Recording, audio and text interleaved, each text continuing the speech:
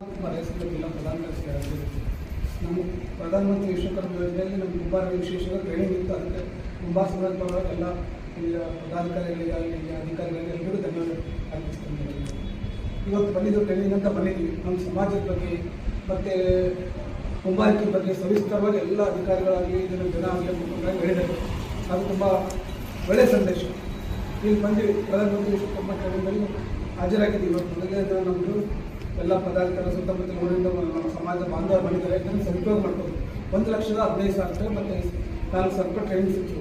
1,00,000 ರೂಪಾಯಿ ನೀವು ಮುಂದೆ ಅದರಿಂದ 2 ಲಕ್ಷ ಮಾಡ್ಬೋದು. ಹೇಗಪ್ಪ ಅಂತಂದರೆ ಈ ಕುಂಬಾರಿಕೆ ಗಡಿಗೆ ಸೀಸನಲ್ಲಿ ವರ್ಷಕ್ಕೆ 4 ರಿಂದ 5 ಲಕ್ಷ ರೂಪಾಯಿ ಅಲೋಡ್ ಮಾಡ್ತೀವಿ. ನಾವು ಕುಂಬಾರ ಶೆಡ್ ಮಾಡ್ತೀವಿ, ಗಡಿಗೆ ವ್ಯಾಪಾರ ಮಾಡ್ತೀವಿ. ಅಲ್ಲಿ 3 ಲಕ್ಷ ಮಾಲ್ ತಗೋತೀವಿ. 4 ತಿಂಗಳಲ್ಲಿ ಅದು 5 ಲಕ್ಷ. ಅದು ಹೆಂಗಪ್ಪ ಅಂದ್ರೆ ಇನ್ವೆಸ್ಟ್ ಮಾಡೋದು. ಯಾರು ದುಡಿತಾರ ಅವ್ರಿಗೆ ಸಿಗ್ತದೆ. ಕುಂಬಾರಿಕೆಯನ್ನು ನಶಿಸಿ ಹೋಗ್ತಾ ಇದೆ. ಅದಕ್ಕೋಸ್ಕರ ಸಿದ್ದರಾಮಯ್ಯ ಅವರಿಗೆ ಮನವಿ ಸಲ್ಲಿಸಿದರೆ, ಗೃಹ ಮಂತ್ರಿಯವರಿಗೆ ಮನವಿ ಸಲ್ಲಿಸಿದ್ದಾರೆ, ಜಿಲ್ಲಾ ಉಸ್ತುವಾರಿ ಸಚಿವರಿಗೆ ಮನವಿ ಸಲ್ಲಿಸಿದ್ದಾರೆ. ಆದರೂ ಕೂಡ ನಮ್ಮ ಕುಂಬಾರಿಗಳಿಗೆ ಮಳೆಗಾಲ ನಿರ್ಮಾಣ ಮಾಡೋಕ್ಕಾಗಿ ಅವಕಾಶ ಕೊಟ್ಟಿಲ್ಲ.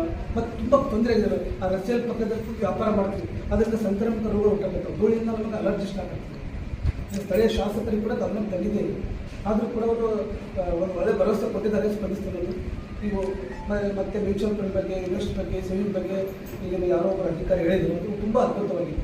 ಇವಾಗ ನಮ್ಮಲ್ಲಿ 4 ಲಕ್ಷ ಇತ್ತು ಅಂದರೆ ನೀವು ಇನ್ವೆಸ್ಟ್ ಮಾಡ್ಕೊಂಡು ತೊಗೊಳ್ಬೋದು. ಬಿಸ್ನೆಸ್ ಇನ್ವೆಸ್ಟ್ ಮಾಡಿದ್ರೆ ಮುಂದಿನ ವರ್ಷದಲ್ಲಿ 6 ಲಕ್ಷ ಆಗ್ತದೆ. ದುಡಿಯುವ ಕೈಗಳಿಗೆ ಹಣ ತಾನೇ ಹೋಗ್ತದೆ.